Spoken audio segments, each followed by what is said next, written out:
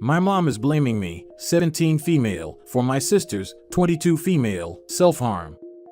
For some background, my sister cheated on her fiancé, 25 male, of 3 years, while on a cruise. My parents took us on a cruise to celebrate our graduations, since I graduated high school and she graduated with her bachelor's degree. While on the cruise, I caught her cheating and she begged me to stay quiet about it. I eventually told 2 of my friends because I couldn't hold it in any longer. Long story short, her fiancé ended up finding out because of me. We had a family dinner with my parents, my sister, and her fiancé. The restaurant is kind of small, so there is a waiting area where you wait for the host to seat you. And right near the waiting area, there is a hallway that leads to the men and women's washroom, if that makes sense. While waiting for our food, I went to use the restroom and I ran into one of my friends. We talked for a while. And coming out of the bathroom, she asked me if it was awkward between my sister and I. We exited the bathroom into the small hallway, where I said, yes, I feel like I have to be loyal to her because she's my sister, but I also feel like a terrible person for not telling him that she cheated. Turns out, my sister's fiancé overheard our conversation. When I came out of the hallway, I saw him talking on phone in the waiting area, but thought nothing of it at the time. Long story short, he broke up with my sister that same day. He accused her of cheating on him and mentioned what he overheard me say. In a desperate attempt to salvage their relationship, my mom drove my sister and I to his apartment. At his place, my mom explained to him that I lied for attention, and she asked me to apologize. I did apologize, but then he asked me if I lied about the cheating. I wanted to say yes to save my sister's relationship, but he honestly looked so hurt already. I just couldn't bring myself to lie to him. So I stayed silent and shook my head a little. There was a huge argument and he called the cops on us. Up until this morning, my sister and my mom refused to even look at me. They had not spoken to me since the whole incident. My dad was the only one who didn't blame me for everything. I know that I should have kept quiet about it, and I feel guilty for ruining their relationship. I feel really bad because he actually made my sister happy. This morning around 1 a.m., my dad woke me up and he was crying. All I remember hearing was my mom sobbing from across the hallway. Everything from that point was just traumatic. When I entered my sister's old bedroom, she was just lying on the floor. My mom was crying while on the phone with 911, and she was yelling incoherent sentences. My sister attempted to end it all. I don't want to describe the scene, but I can't get it out of my head. All I feel is guilt. To make matters worse, while we were at the hospital, I accidentally angered my mom. I told my dad that I was thirsty, and he was going to help me find some water. But my mom got really mad. She exploded on both of us, but mainly me. She basically blamed me for everything. She said if my sister doesn't make it, then her blood is on my hands. And she also said that she wished it was me instead of my sister. My dad cut her off and yelled at her for saying those things, but she just argued back, defending herself. I honestly just feel like trash. My parents and my sister wouldn't have to deal with this mess if I just kept quiet and lied. My grandma came to the hospital and picked me up. I insisted on staying, but my dad refused. She was responsible for her own actions when she cheated, and she is responsible for the choice to end herself. I completely understand why you feel some level of guilt, but this is all on her. And that mom. Oh my God, what a horrifying woman. Older sister learned her utter disregard for other human beings from an absolute pro. Hope Opie can get some serious love at grandma's, start counseling, and put as much distance, literal and emotional, between herself and her mom as is humanly possible. Like so distant, I hope Opie becomes an astronaut. Pretty sure her mother told Opie to stay quiet because she has done it before or would have do the same in the future. That's a horrible mother who has no care for their own children. Being a good mother is not standing up for your cheating child. It's to tell the partner yourself so your grown child knows that's not gonna pass. A good mother would never blame another of her kids because one tried to commit for their mistakes and horrible choices.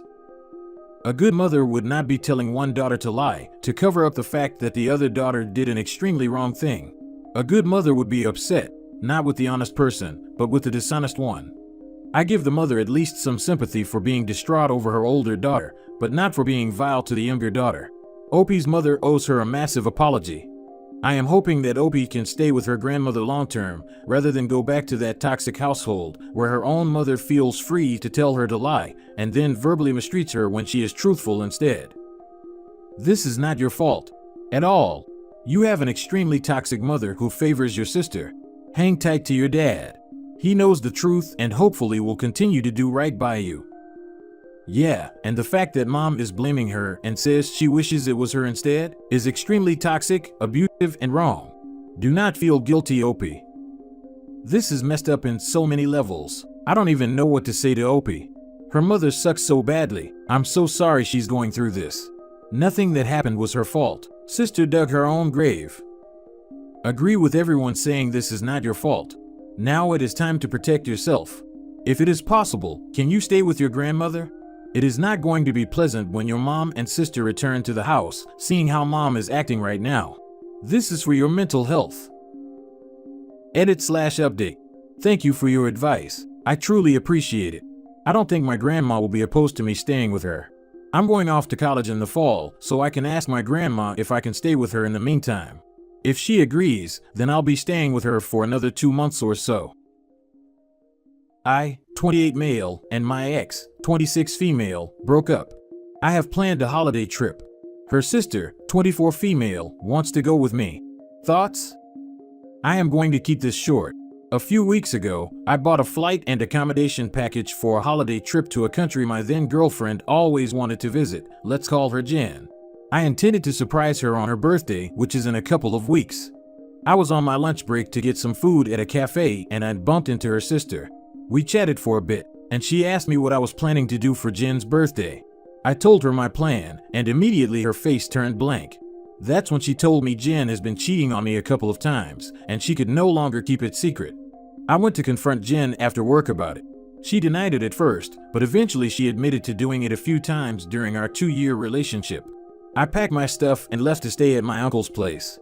A few days later, I texted her sister to thank her for being honest, and she asked if we could talk in person. She and Jen are no longer speaking to each other, so I agreed. We met for a coffee and talked about the situation. She then asked what I was going to do about the trip. I said I was going to cancel it. She then asked if she can go with me instead of canceling. She explained she needs space away from drama, as her family is siding against her. Her only condition is to have separate beds. I told her I will think about it. Now, I feel like I need a much-needed time away, and I also wanted to visit that country. And I don't have anyone to go that has time to travel with, and I am not romantically interested in her. Thoughts? Go alone or bring a different friend. You don't need this kind of drama. I was going to say that even if it is completely platonic, it won't appear that way, and will only stir up more drama. Sure, but monkeys have lots of fun throwing feces. Sometimes it's cathartic. He doesn't owe her anything, especially after she cheated on him. That is a terrible idea. That sister is so shady, my God. She's known you've been cheated on for years, but now that this fabulous trip comes up, she suddenly can't hold it in any longer? Come on, man, use your brain a little. Just take someone else. Turning your cheating sister's betrayal into a trip in one easy step. He needs to run from this whole family as fast and as far away as he can. Agreed. I believe Opie when he says that he's not romantically interested in her sister, but I can't say I believe the reverse is true. At the very least, she wants a free trip. I have to reiterate, this sister is 100% playing you. She was jealous of you taking her sister, blew the whole thing up so the sister couldn't go, and now is willing to possibly permanently destroy her relationship with her sister just to go on a vacation she doesn't have to pay for? And that's somehow a trustworthy person? Put the fact your girlfriend cheated aside, and look at how shady this situation is. Not to mention anyone who hears this story is going to think you are the biggest a-hole in the world. If you think that sibling relationship had any substance prior to her being a delightful chaos monster and choosing violence, you really need to pay attention to people more. It probably didn't, but OP is only inviting more drama into his life if he entertains this. Sister very clearly told which she should have, because she was hoping she'd then be able to get the trip for herself. It's pretty blatantly obvious she wasn't going to say anything until hearing about that. I'm so jealous of my sister's marriage that it sickens me. I even snooped on her husband looking for evidence he's actually crap. I'm ashamed. My sister and her husband always seem to have a good marriage. They've been together for around a decade. But you never really know, right? And to be honest, I thought they were just pretending, since I've never had a relationship that was super good in private. Well, I do know now. I've been living with them for 3 months. They took me in after my ex cheated on me. They do nice things for each other all the time, and it's like they don't even think about it, it's just natural. They're always bringing each other little presents, while my ex called me shallow when I wanted him to give me even a cheap present for my birthday. Their eyes light up when they look at each other, while my ex looked at me like I was a potato. They hug each other as though they haven't seen each other in months whenever one of them gets home. My ex ignored me when I got home, or wanted me to leave him the heck alone to freaking relax whenever he got home. They encourage each other's hobbies and outside friendships, while my ex hated my friends and thought my hobbies were stupid. Worse yet, I can tell they're holding back when it comes to being affectionate around me. I arrived home early from an event one day and saw her sitting in his lap while they watched TV and he played with her hair. The stuff I see is apparently just the tip of the iceberg when it comes to how much they like each other. They've even been through some of the tough spot, deaths, a miscarriage, and job losses that can tear couples apart. But they made it through just fine, I guess. I honestly didn't think relationships like this were real. I thought it was Hallmark BS, and that all relationships are miserable and hard work once you get past the honeymoon stage. I couldn't believe it, so I snooped on her husband Max. It turns out his private communications are fine. He had conversations with female friends, but they were only platonic, and he even talked about how much he loves my sister Sandra. Anyway, I felt extremely guilty about snooping that I confessed. They forgave me, then my sister took me out for the day without Max, and told me she'd been in horrible relationships before Max, which I already knew, and that she thinks they helped her learn how to spot red flags, so that she'd be available when the right person for her finally came along. She's also gone to therapy for a long time, and she says it helped her learn how to make healthy relationship choices / be a good partner. Max and Sandra offered to pay for me to get therapy. My insurance isn't great, so that's nice. I just want to find something like what they have. There's a silver lining though, I guess. Now that I know this kind of relationship isn't a childish fantasy, I don't think I'll ever be able to put up with somebody like my ex again. I find this disturbing, because even after your diabolical thoughts which you put into action, and these people were kind enough to show you forgiveness and even more generosity, your post still sounds bitter and vindictive. And you don't seem to have enough awareness to take some responsibility for your current predicament. You still don't seem to understand that your poor choices contributed to this. Most adults have been in less than ideal relationships, but you chose to stay in one that was emotionally damaging. You seem to think your jealousy is justifiable. It's not. It's ugly and very alarming. It also makes you a dangerous person who is likely to justify harmful behavior because you feel bad.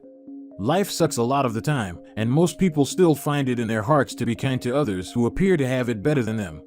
You said they've suffered miscarriage and death, so why do you think it's okay to glamorize a certain part of their lives? They've probably worked hard to be this way. Being good is work. It requires constant ego deaths that feel painful. You say things like sitting on his freaking lap. Honestly, are you okay? Instead of you reveling in witnessing such joy and beauty, your reaction is to covet and destroy. I'd say seek help, but thankfully you're already doing that. Hopefully you grow into someone deserving of their generosity and kindness. It sounded like you wanted someone to be as miserable as you were, to feel less alone. And I hope that therapy truly helps you heal and find value in yourself. Your sister and her partner sound amazing, and I'm glad they are able to help you. You've nailed it. The more I saw my sister and Max being happy, the more I felt worse and worse about myself and my life, and all the time I've wasted in bad relationships. I hope the therapy helps me too. Sandra and Max are good people, and I need to be more appreciative. It's hard when I'm so jealous, but it's important. I'm also glad they're able to help me. I feel pathetic needing the help, but I do need it.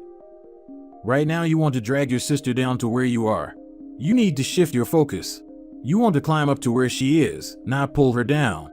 It's natural to be jealous, but try to be jealous in a healthy way.